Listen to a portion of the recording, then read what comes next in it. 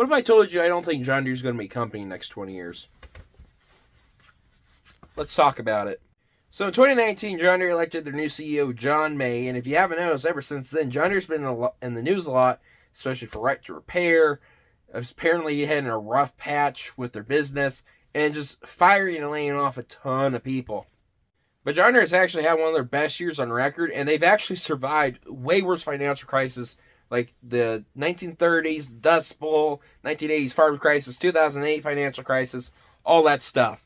John May's whole entire thing is creating more profit by cutting their bottom line. This is actually very familiar what happened to International Harvester with this gentleman up here. This is Archie Marketel. I don't know how to say his last name. But essentially, he was elected into the CEO office of IH in 1977.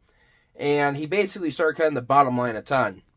This led to less R&D, which led to less innovation, which also led to more poor business decisions, which IH had a couple before he got into office, but this trend just kept on rolling to where they're losing money and spending it all on the wrong stuff instead of actually investing it into their product.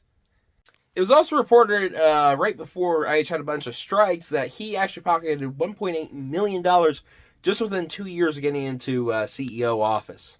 As you can imagine, poor business decisions, him pocketing all this money and just getting money to his investors, and also money not going actually into the product and helping IH actually become more innovative, which is the big thing being in the ag industry. You have to be innovative to stay competitive.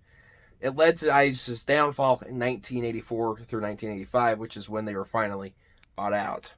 You can see this with them being in the news for right to repair, their new CTO, who is just a college kid that's getting paid $200,000 a year just to post social media stuff, and just a bunch of other stuff they're just not doing right that's really good for the farmer. Not to mention, their 8000 series, their most popular tractor, is starting to become more and more of a common problem for those tractors to throw pistons out. It's nuts.